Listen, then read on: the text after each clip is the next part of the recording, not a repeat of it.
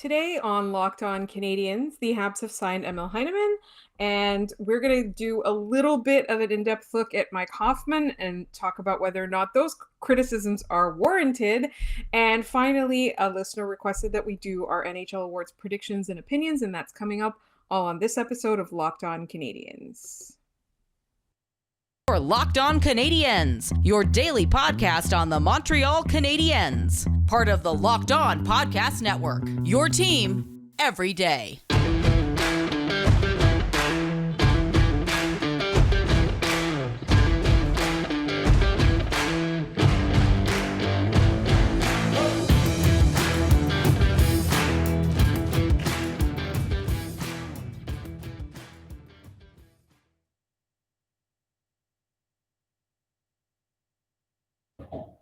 Hi, everyone, and welcome to episode 587 of Locked On Canadiens. We are free and available wherever you get your podcasts and on YouTube. We are closing in on that 500 subscriber mark, and once you do that, I'm probably going to have to do the Hot Wings Gauntlet, the whatever it is, the Hot Sauce Gauntlet. The Hot Ones Gauntlet. The Hot Ones Gauntlet, that's the one. And we'll talk about that in just a moment. But first, my name is Laura Saab, also known as The Active Stick, and I'm joined, as always, by Scott Matla of Habs Eyes on the Prize. Scott, how are you doing on this fine Monday evening when we're recording? I'm doing all right. If you hear thumping or meowing to my left, your right, potentially as you're watching this, I don't know how directions work. The dog's throwing around one of her Kongs, and in the other direction, the cat is screaming for attention. So if you hear either of those in the background, I am a good pet parent, and they are just very needy. So, well, you know what? One of our good friends of the show, asked for cat updates, and so there's the Nala update for now. Scott, the Canadiens signed Emil Heineman. To me, I was trying to figure out what their thought process was here. It felt to me for a second that they were kind of trying to rush their plans with him. They seemed to be a lot more positive on him than people. And then I thought about it and I was like, oh, they need bodies in Laval, do they not? I looked at this, and Jared Book put it really well in the Eyes on the Prize Slack, is that he was signed, I believe, for another 3 years or 2 to 3 years in Lexand over in the SHL. And yet he didn't really play much past, I believe it was March 17th. He hasn't played at all, and he was injured. And I wonder if the team and the Canadiens knew this was the case, and they went, we're going to keep him out of the lineup so he stays healthy. And then they're going to sign, the Canadiens are going to sign, because this is the guy that they targeted and they liked when they traded Tyler Toffoli to Calgary in the first place. So I'm wondering if this was always kind of the plan, was to get him over here and hit them in their development pipeline. He will be reporting to the Rocket on a PTO, and his entry-level deal starts next season, where he'll be given every chance probably to crack the Canadiens lineup. But more than likely, it seems that he's probably going to be starting with the Rocket next year. And like you said, they need bodies right now. They're getting healthier. Alex Belzile and Cedric Paquette should both be back this week. Lucas Canada is joining the team as well this Tuesday when they get back to practicing at Place Bell before a 2-game series with Rochester. It's a lot of reinforcements, but I think for Jean-Francois Houle, this allows him to kind of freshen up the lineup. Guys who might have little nagging injuries might be able to take a little bit of a rest now, and they're not playing ECHL call-ups on their top line. It gives them a little bit of, I don't want to call it breathing room, but flexibility. And I'm excited to see what he can do. And if he is in the lineup when the team comes to Rochester next week, my hope is that I can be there to actually watch that game and, see him in person myself. Yeah, and that's the thing, is because he's right now amongst the fan base is quite an unknown quantity, right? He's one of those people that when he was the quote unquote the centerpiece of that trade, which again, the Canadiens really wanted him, but I would still say the draft picks are the centerpiece of that trade. People were like, who, why, what is it that they want with this guy? What is it that they see in him that the rest of us don't?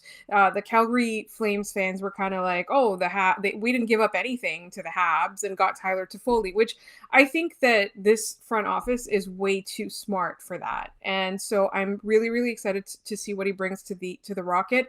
And I'm starting to get really excited for the Rocket as well, just down the stretch. I was literally thinking about it. I was like, I wonder if I feel safe enough to go for a game at Place Belle. I'm quite excited to see them, especially since the Canadian season is ending a little bit early. So we're hoping that the Laval season extends quite a bit beyond that.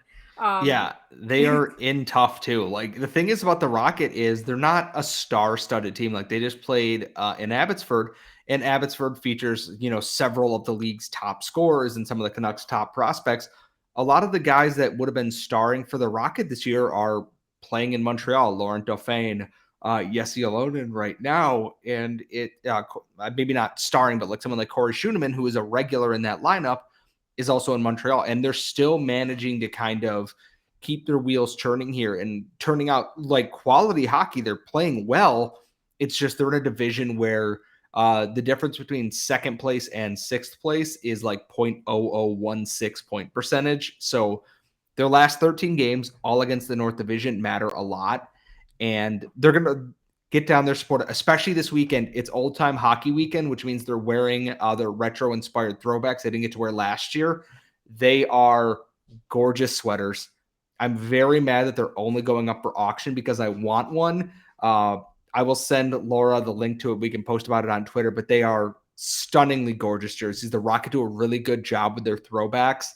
And I really, really wish I could be there to watch this game. They don't lose often when they wear their alternates. They play their best games, and it's going to be a good time. Get down to Place Belle if you can make the trip, or buy a package on AHL TV, watch, support the team.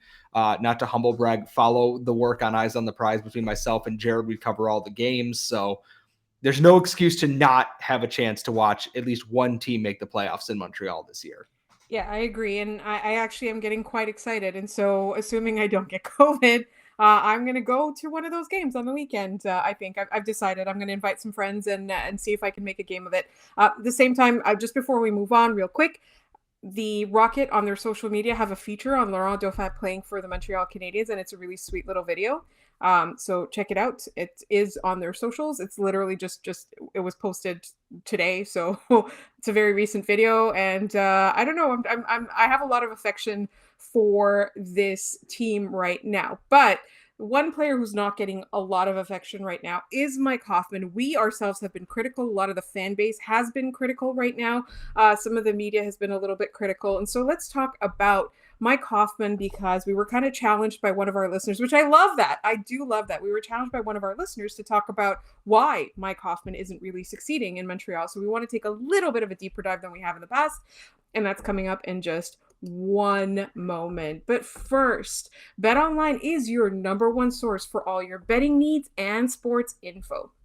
Find all of the latest sports developments, including this week's Masters Championship odds, podcasts, and reviews for all of the different leagues this season. BetOnline is your continued source for all your sports wagering information, including live betting, esports, and scores. Head to the website today or use your mobile device to learn more about the trends and the action.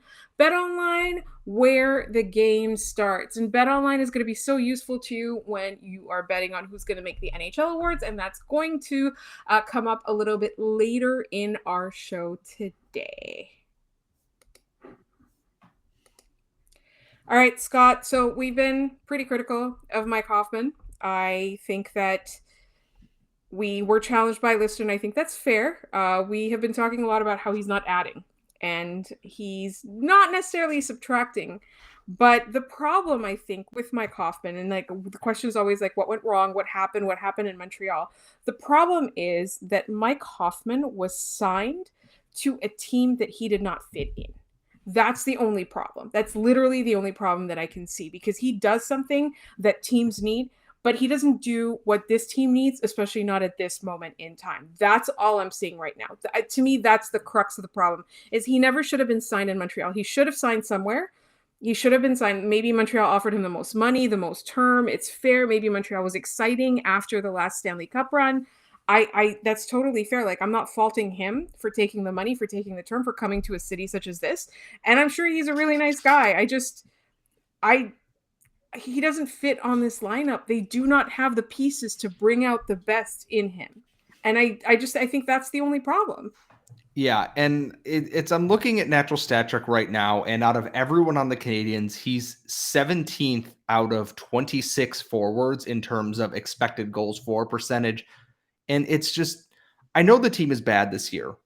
We're well past the point of that being a thing, is that we know the team is bad, but it's really bad when there's not a fit. And to go along with that is they don't know where to put him in the lineup that makes him effective.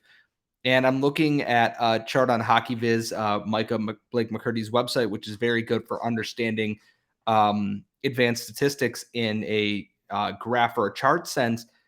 Almost every single player on this team is better when they are not playing with Mike Hoffman. And he's not a possession suck. It's just that he doesn't fit into anything where you have a team that is based around effort and pressure, not one shot, one finish kind of mentality here.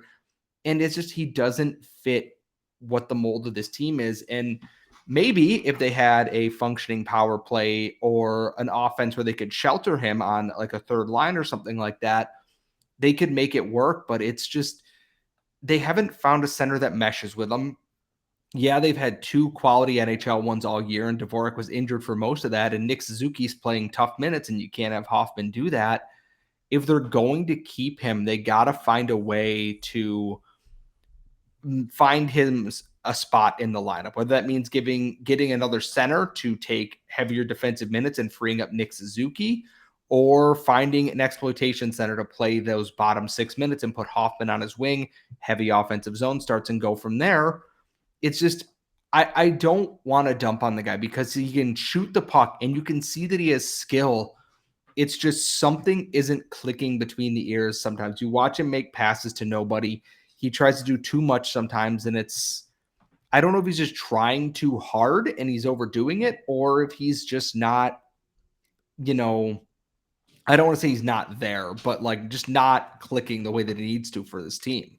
I think that clicking is a really good thing to say because I don't think he's not trying.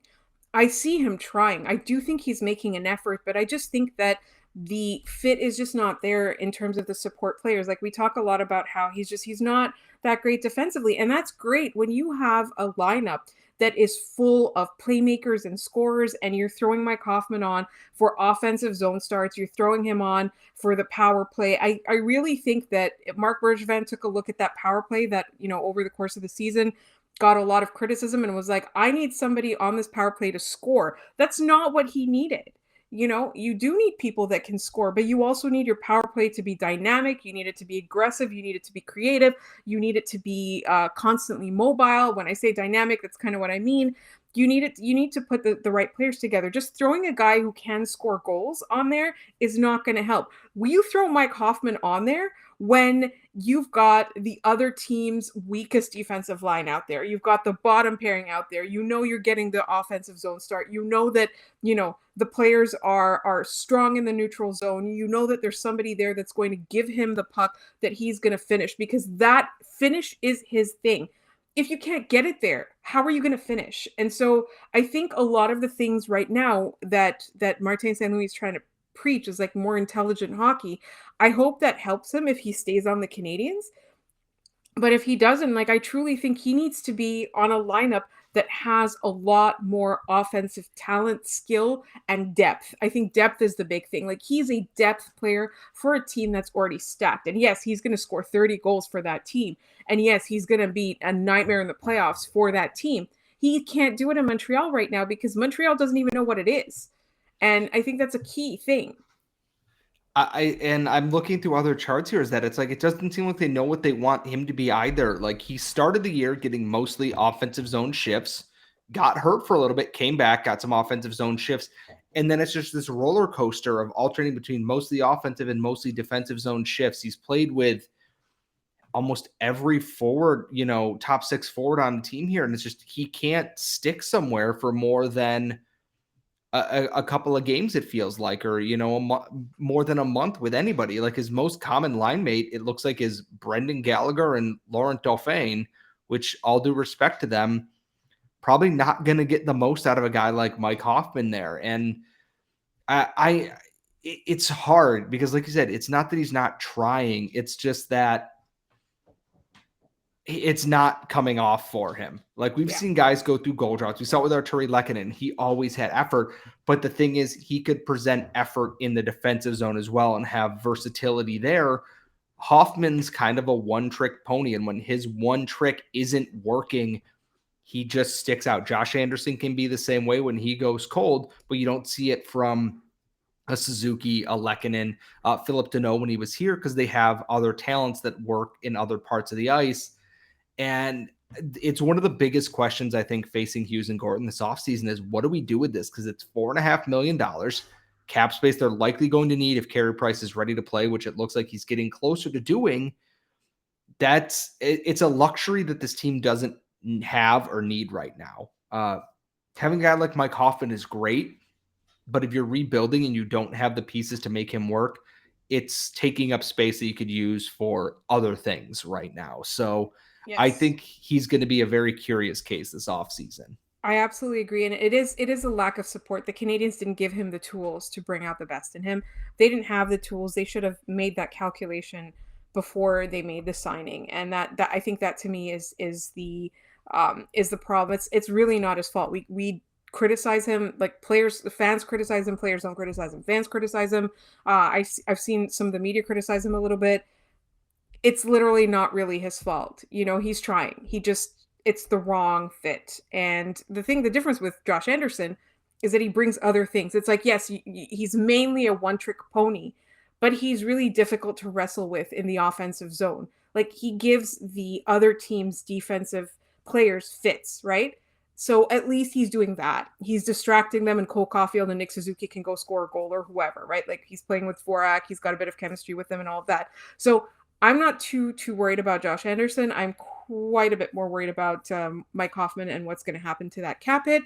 But we have run out of time in this segment, and we really want to get to all of the NHL awards that you want to talk about, and that's coming up in just one moment. But first, rockauto.com. That's the only place you should be looking for anything to do with car parts or car accessories. I've told this story on here before. I'm not going to tell you the long version. I'm just going to say real quickly before the holidays, by going to rockauto.com, I found a part that was a quarter of the price that I was quoted by a big chain store. So don't go to a chain store where they're limited in stock, they're limited with the brands that they work with, and they will charge you the price that they charge for customers and not professional mechanics. Whereas on Rock Auto, everybody pays the same low price, and those prices are always reliably low. Just go to rockauto.com, pull out your phone right now and do it. You can put in your car's make, model, and year. They've really got everything. Whether your car's a classic or you bought it a couple of weeks ago, they've got every single car make and model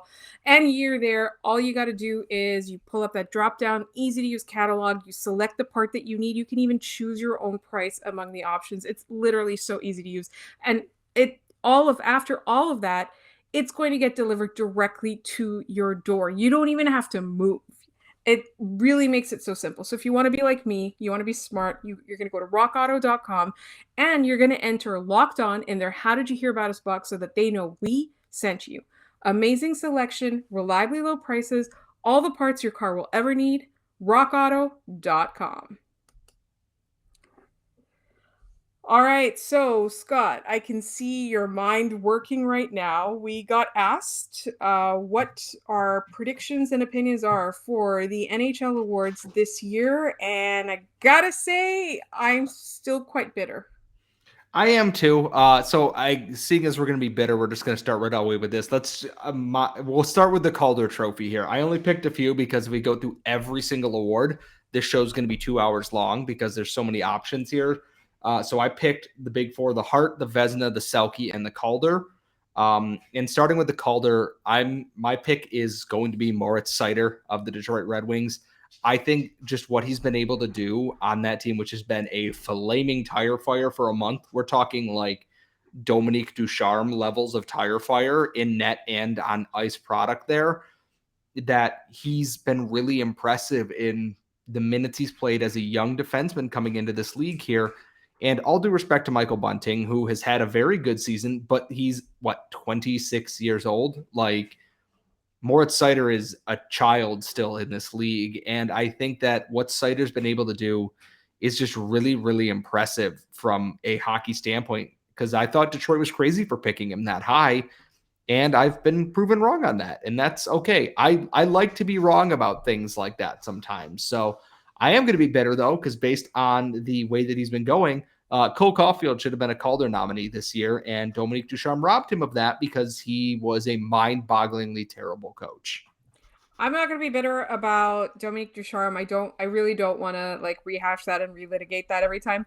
I will say that I agree with your pick, Moritz Seider. That was a little bit of an unexpected fun thing for Detroit Red Wings fans, which we don't really have a problem in general with Detroit Red Wings fans right now, other than our nemesis Will. So we don't want him to be happy, but we also don't want Michael Bunting to get the Calder Trophy. I know it's like a journey, blah, blah, blah, all of that. I don't even want him to be a finalist. There's like Trevor Zegras in the mix. Like, no, it's got to be Seider. No Bunting, like not even in the conversation. And a whole bunch of people in the Leafs media are going to give him votes. So he's probably going to be up there in the finalists. Next, did you say you had down the Vezina as well? Yes, I did. I have the Vezina trophy down as well. All right. So who's your pick for? It's got to be. It has to be Shesterkin. Shesterkin. Yes. Yes.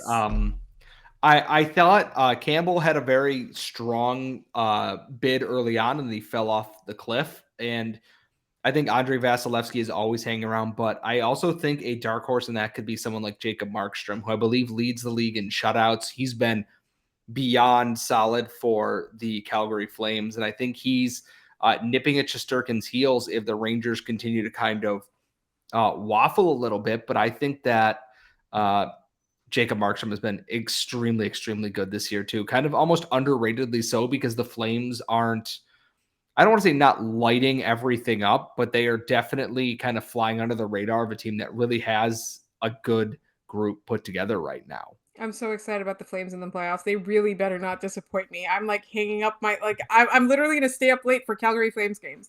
I agree with your pick. And I do want to say real quick about Jack Campbell.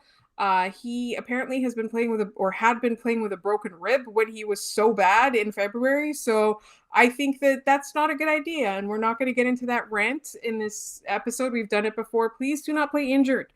It's not worth it. Do not. Like, he screwed his team over by playing injured. Anyway, I don't want to see the Leafs succeed. I'm just saying, don't play injured. Just take care of your body. What's your next award that you had down? Was it the Hart? I figured we could save the Hart for last, since I think it has the biggest debate. I have the Selke as, and I guess we can include the Norris as well in here. The Selke for me is always is Patrice Bergeron slipping this year, or is he still great award? And it's hard for me to not assume that Patrice Bergeron is just going to be the potential winner for this again. Future Montreal Canadian Patrice Bergeron, mind you. So, but I want to give a special shout out, and I know this is going to burn some Habs, but I think Philip Deneau is going to sneak some votes in there again. He's been incredible for this LA Kings team. He's got 21 goals on the year, playing heavy defensive minutes. I think he's someone that should, honest to God, get some love from the voters this year. I agree. I think he's playing like a young, I don't know. I don't even know. It's like he refound his game. It's like he's a whole new person, right? It's just, I hope that he gets a little bit of attention, especially since the Kings are poised to make the playoffs this year. Who'd have thought it? I think Alexander or Sasha Barkov merits like a vote in the conversation. I do think it's Patrice Bergeron, though, because people are going to look at his age, they're going to look at the season he's had, and they're going to be like, well, we got to give it to him, right? Like that's basically, even if he slipped, at this point, he's old enough that he's going to get the age points as well. He's going to get the age, what do you call it? The established veteran votes, basically. Yes. And it's like, yeah, well, you're still here, so. Norris. All right, Norris for me, like, I still think that Victor Hedman is the best defenseman in the NHL. I know Cale Makar is like doing really well, but I can't give it not to Victor Hedman. I have been swayed on this a little bit. I think Cale Makar is going to be the one who wins it, but I do think that Roman Josi is going to get potentially jobbed out of this, because he's on pace for 100-point season as a defenseman, which is just stupid in the modern NHL. And he's been extremely good for the Predators. And our good friends over at Locked On Preds and a couple of friends over at SB Nation, I think are going to really appreciate this. But I've been kind of swayed that I think Yossi should push Makar a lot closer than I think people are willing to admit. But I think Makar's high-end flashes this year are just going to win over everything. But Yossi, yeah, I mean, for me, he's been on the highlight reels and the conversation all season long. I just think that Victor Hedman is just like a force to be reckoned with. if Victor Hedman does win it, I'm going to be stunned just because I think this is Makar's award to lose just because of how the league works with that. So I'm very curious to see how that all plays out. And I guess that leaves us with our last one, the Hart Trophy. I don't want to do this one. No, because here's the thing is it's the worst of three worlds. It's got Toronto, it's got Edmonton, and it's got a goalie involved. And Alan Walsh's client, Jonathan Huberdeau, if that's your pick of the litter too here. And my thought is, because we have a franchise that has two goalies who have won the Hart Trophy, is that most valuable to their team is that the Leafs, without Austin Matthews this year, won both their games pretty handedly and without an issue. The Rangers without Igor Shesterkin some nights look like an AHL club. So it's very, very interesting to see where his votes lie in this, because Shesterkin's kind of come back down to earth a little bit. He's still playing well, but Austin Matthews continues to score goals. And underratedly, Jonathan Huberdeau just set a record for most assists by a left winger in a season in their win over the Canadiens. It's like there's no shortage of bad options, but people are worried that Leon Draisaitl's votes are going to get taken by Connor McDavid and vice versa. And I don't know what to tell you. That sucks for you. Maybe you should win more games or something like that. But I think Matthews is going to win it. There's going to be a lot of debate regardless of who wins it, I think, whether it's Draisaitl or Huberdeau or whomever. It's going to be nonsense because every year people argue that over what the status of the Hart is, and it's most valuable to their team, not the most valuable player in the league. That's right. The Ted Lindsay Award, which will probably go to Austin Matthews. That's exactly it. And so, like, I think that Austin Matthews is going to win it because of that Connor McDavid and Draisaitl canceling each other out. But I also think that Jonathan Huberdeau, like, I love him. He's had a great season, but he's on a stacked team. I don't think that makes you the most valuable player to your team. I think that just by default, right? So I do think that Austin Matthews will win it. I do think Shesterkin is deserving of it. But I think at the end of the day, you know, those are all worthy candidates. I would put Jonathan Huberdeau a little bit lower on the list, to be honest, just simply because all of Florida was doing good, playing lights out. Their system's amazing. They're railroading people. We saw them against the Canadiens. They're a scary-ass team. Now they've got handsome Ben Chiarot. I just wanted to say that Ben Chiarot is handsome. If there was an award for handsomeness, you know, that you've got Josh Anderson, you've got Ben Chiarot. There are a lot of handsome players on this league, but at the same time, I do think that Austin Matthews is going to win it. And the thing is, like, I can't say that he doesn't deserve it because he is pretty valuable. But like you said, the Leafs were able to win without him, and they probably would have been able to still make the playoffs without him, or if he had played half a season or whatever, like his injured games or his suspended games or whatever it is that he was out for. Like, they still won. I don't know. I just think that it's going to be his award to win, and that's fine. Like, I would rather Austin Matthews win the Hart than Michael Bunting win the Calder. He's 26 goddamn years old. He's not just 26. He's playing with Mitch Marner and Austin Matthews. Like, yes, you get points for that. Like, I could get points playing alongside those two. Yeah, and not that he isn't having a good season, but like, come on. Like, right? Come on. Yeah. This isn't me being bitter about Cole Caulfield. This is just me going, he's 26 years old and he plays with a potential Hart Trophy winner. Like, okay, neat. Cole Caulfield had to play for Dominique Ducharme, so there should, you know how there's like an award for like overcoming hardship off the ice? There should be an award for overcoming hardship on the ice. Well, God, so many teams to be nominated for this year between like the Flyers and like Detroit and Montreal and like et cetera, like a lot of competition in there, to be quite honest. That's it. And so if you want to subscribe to our podcast, that was a very weird transition. That was our opinion on the awards, everybody. Tomorrow night after the game, I will be recording an episode with a special guest. We're going to be talking about the Habs Sens game. Scott is going to be enjoying himself. Scott, do you want to tell the people what you will be doing?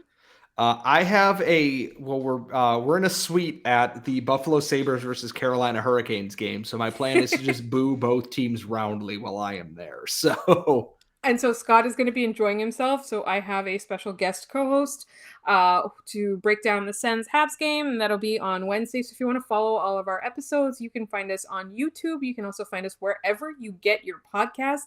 Please subscribe, please rate, please review, and please comment. We do like when people challenge us. Like, today we had to talk a little bit more about Mike Hoffman because we were challenged by a listener, which I love that. And in the meantime, you can find us on Twitter at LO_Canadiens. You'll find Scott on Twitter at Scott Matla. You'll find me at The Active Stick. You can email us at lockedoncanadians@gmail.com. And if you like this podcast, check out Locked On Fantasy Hockey as we're going down the stretch. They're going to be the most valuable listen that you have.